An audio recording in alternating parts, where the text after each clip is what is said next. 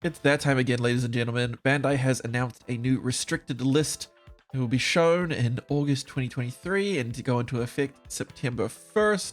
So today I'd like to talk about things I think we will see on this list. I don't have the exact data of the tournaments Bandai is using to look at what they should hit, but Coffee Deus on Reddit has posted a very nice chart showing off tournament results in a nice format with a few graphs. So I'll leave a link in the description to this and go check it out, but this is probably the best bit of data that I think we'll get in terms of determining this meta. Okay, let's start with Gravity Crush. This card is 100% getting set to 1. I don't see any world where it doesn't get set to 1. The last ban list, people were like, yeah, Gravity Crush doesn't need to be hit because there's no deck that actually abuses it. Like, most people are just running at 1 anyway. And then immediately we got the Groundmon loop and this card went up to 4. The lose to memory doesn't matter if you're just going to spawn out a bunch of rush bodies and go for game anyway. 100% this card's going to 1. The other two zero cost options, Tropical Venom and Parabolic Junk. Again, I don't see these as being broken currently because there's no engine similar to the Digimon engine that gives so much rush in a single turn where you can make so many attacks. Parabolic Junk I've seen paired with puppets, but I don't think it's that much of a problem. It's way easier to play around that compared to the Digimon stuff. So I 100% don't expect these cards to be hit, but if Bandai wants to, I don't expect Bandai to hit cards preemptively, but maybe after the last ban list where they didn't hit Gravity Crush, they might be like, oh, we'll just hit all the options just in case, because I honestly think these two options are fine currently, but they 100% could be abused in the future depending upon what cards we want, so it does limit the design space there. Now, the Groundmon loop engine. This goes in so many decks. We got birds, we got just the pure Groundmon loop, we got Gallantmon. These cards are dominating the meta, and it's mainly just these three cards, Groundmon X, Guilmon X, and Guilmon. I do expect one of these cards to be, at least one of these cards to be hit, maybe even two.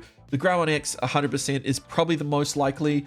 It's one of those level 4 X antibody cards like we've gotten before with Greymon X, Garurumon X. So I highly expect this card to be put in the ban list. Just being able to give yourself on deletion, play out a Guilmon, and then from your trash, and then that Guilmon being this rush Guilmon, so you can keep swinging and looping, and then you can kill your own thing, I think is very strong, especially because it has a draw and trash one, helps you filter, and also the gain 1 memory when you delete an opponent's Digimon can be really good, especially with all the inheritables that we've gotten in the BT21 set with the on deletion Groundmon and Guilmon. So this card being able to go on top of those, activating those inheritables is just really strong. I expect if we were to get anything hit out of these three, Groundmon X antibody would be it. Then the other two, we could see Guilmon X be hit. This card is very strong as a searcher, as well as it gains 1 memory, and there also is some precedent for it, seeing as though in the last ban list we got a level 4 with the Garurumon X antibody being hit. The Gabumon X antibody was also hit, so I think Bandai might copy their own homework and just hit both of these. The other option is also the Rush Guilmon. The Rush Guilmon I'm a little bit less certain on. This card doesn't have an inheritable, it doesn't have that great of an on-play effect. It's basically a vanilla if there's no cards in your opponent's trash, and well, getting 20 cards in trash isn't as hard as it used to be. I still think this card is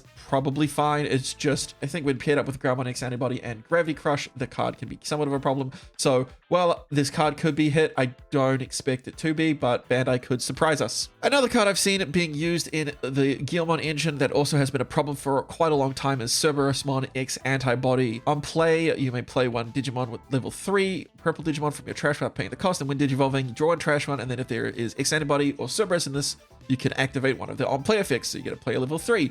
And then it has the when attacking effect by deleting one of your other Digimon, unsuspend this Digimon. So this card's really annoying. For one, it plays out an extra body that it enables its inheritable effect to go off, while also playing out the Guilmon. You can also play out the BT21 Guilmon, go into Guilmon X, and then also paired with the Cerberusmon with the inheritable. When you play a Digimon by effect, give it rush. This card just adds a lot more rush to the Guilmon package. EX5 was one of those sets that created so many problems, and I think Cerberusmon X might be still one of those problems that Bandai probably needs to address. I don't see it getting hit this ban list, but I expect with some of its play rate in some of the Guilmon loop decks that this card may be up for consideration. Then we have Sakuya. It's one of those decks where it's played quite a bit, but it's not topping as much as it used to. I assume this is because a lot of the better players are on the Groundmon loop, or just because Groundmon loop is quite good against Sakuya.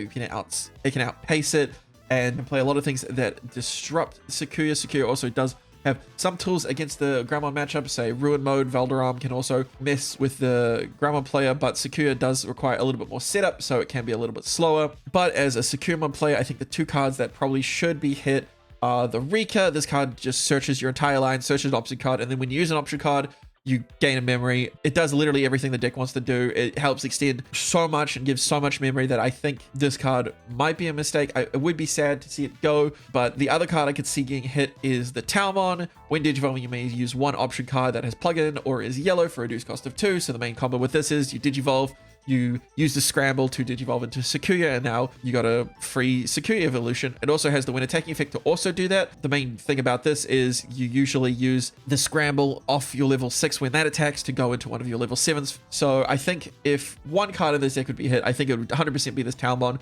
They could replace it with the BT19 Talmon Ace, which does the same thing when Digivolving, but it doesn't have that when attacking effect. So they would lose out on one of those when attacking effects, even though Securemon X Antibody does allow them to go into a level 7. It requires them to have the Securemon X Antibody, but 2, it also just makes them a lot more vulnerable because they have the Ace underneath the stack. It means that if they don't OTK, you can hopefully come back into the game by removing that Securemon. Another card that Securemon abuses, and I've seen run in Guilmon, and I see run in every other purple deck, is Ruin Mode.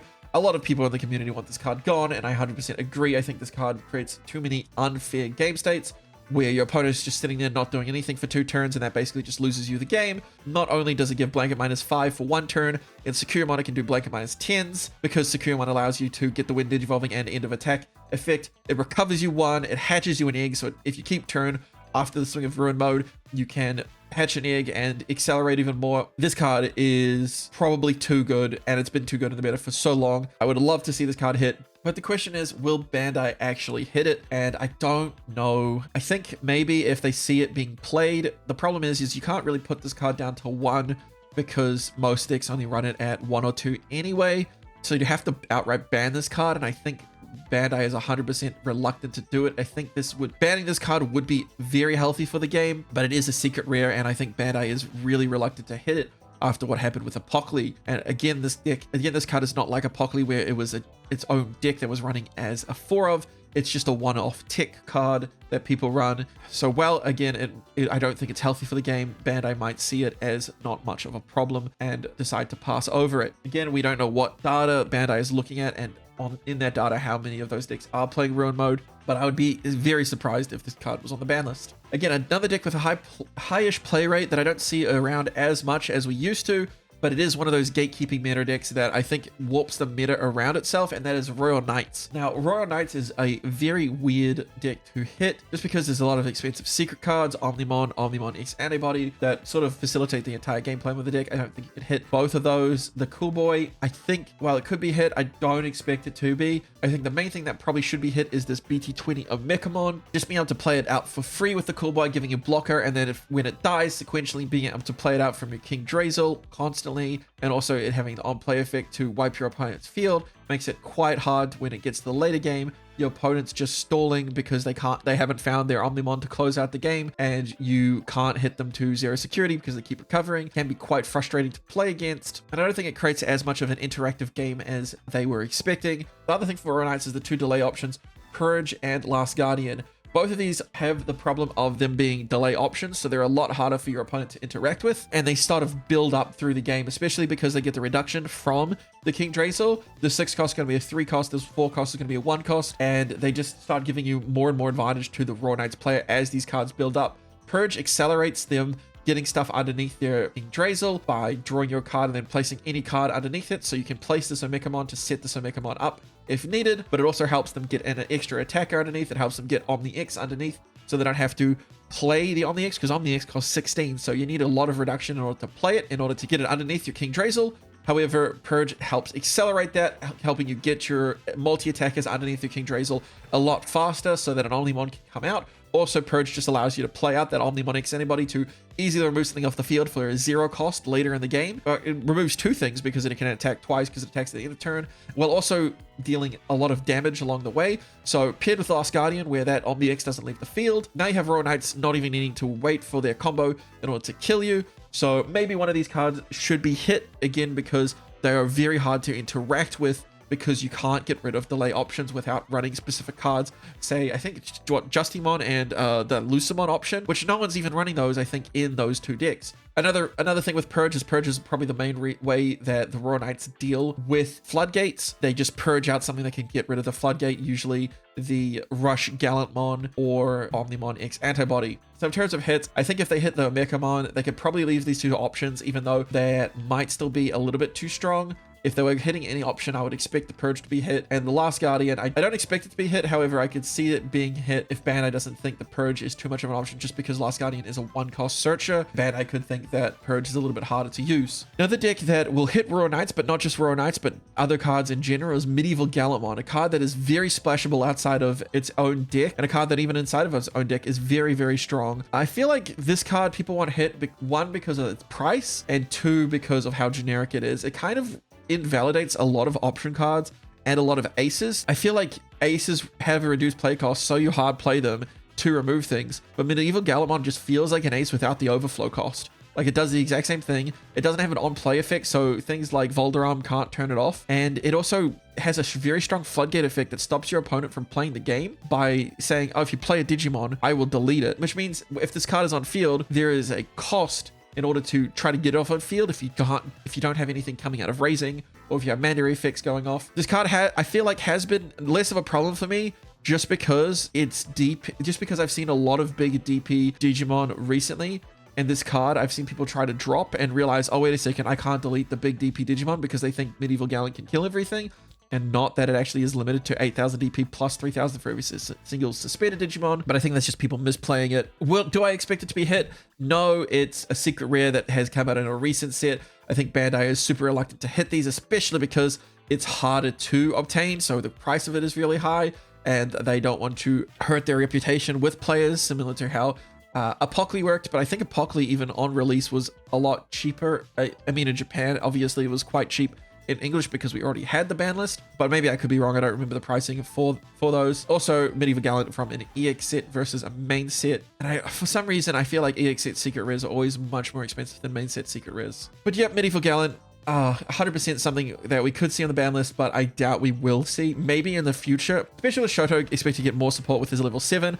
I can totally see Zafaga and the other level 6s just get cut for purely Medieval Gallantmon if his level 7 can be warped on top of the level 5. I expect Medieval Gallantmon and Safagas to be probably the only Vortex Warriors that could run in that deck in the future. So maybe Medieval Gallantmon is one of those cards that should be hit. But again, I don't think Bandai does preemptive ban list, and we still don't know what cards are coming for that deck, but Bandai do. So maybe they think Medieval Gallantmon is fine. If I do expect, if this does get hit, I expect that maybe Shoto's cards coming in the future are quite powerful, and they think that they probably should hit Medieval Gallant because they messed up on the design. Now, the last 3 cards on here aren't really related too much to any deck.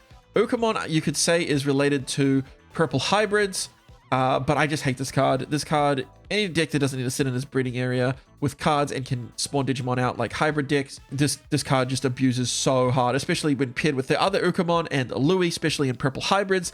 This card can create so much pressure on your opponent. It basically says, hey, raise to remove this, or else I'm going to be raising every single turn and getting way more value. If you don't remove this, it just snowballs really hard, especially when you get multiple Ukamon out. I hate this card in Blue Flare. I hate this card in Purple Hybrid. I would really, really want to see this card be set to 1. I think they should have done it back when Numemon was a problem. They should have set both the Ukamons to 1. But even after with all the hits, we can see that Purple Hybrid is still doing well in the meta. I think hitting Ukamon could be what really stops some of that high roll in the purple hybrids. It hurts their consistency a lot to try to fight their Vulgar and Dustmons. And again, decks that can't out the Ukamon just fall behind way too far. And then we have the 2 Kosayo tamers, Sayo and Kosayo. So we put the blue one here just because of the new Infinite Loop. We could see a pair restriction with the Rise Greymon or the Matt Ties. However, I think this card slapping more pair restrictions, and I might go, okay, we're just going to ban this card, seeing as though we don't want to have to worry about designing cards around it in the future. I think having start of your opponent's turn on a tamer that plays out a Digimon is an effect that they probably will never print again because of how much you can abuse it. So I can 100% see this card being banned, or at least choice restricted with some cards. The other red Scionko, well, Galaxy isn't doing as much as it used to in terms of the meta. I think this card is still absolutely disgusting. It's basically HPD on a tamer that you can use once per turn by bottom stacking one of your other Digimon. You can Digivolve any Digimon basically for free into anything. Why is this not restricted to Light Fang Nightclaw? The new Sayo Tamer is basically a very similar card, except it requires you to attack and is locked to, and is trait locked, so you can't use this generically. So that's the only reason why I think we could see this being restricted, is because this card has basically a replacement in that new Sayo. So Bandai might go, okay, with Predator replacement, we probably could hit this card and not break Galaxy too much, even though I think it would still break Galaxy, especially because we also have more support coming for Galaxy in BT23. So that's all the cards I think we'll see on the ban list. There could be some other ones that might surprise us, like Imperial. They might finally hit Davis Kin, but I don't think Imperial's been too much of a problem. I think it could be a problem if a lot of this stuff gets hit. I feel like too many things need to be banned in order to have a diverse meta, but I think we're pretty close to a diverse meta. I think even if you hit Guilmon, the meta is pretty diverse. I think BT22 has some interesting things in it that help shake things up. Other cards that maybe also could be hit are Alter S is probably one of those cards that is going to be a problem eventually, just because of how much it can loop itself. But I think it's just a little bit too new, and Bandai doesn't have enough data on it to approach it and think that, yeah, this card's the problem. Now, cards that I think could come off the ban list, or cards that I see people talking about, Greymon X. I see a lot of people saying bring Greymon X off the ban list. People want their Greymon decks to be good again.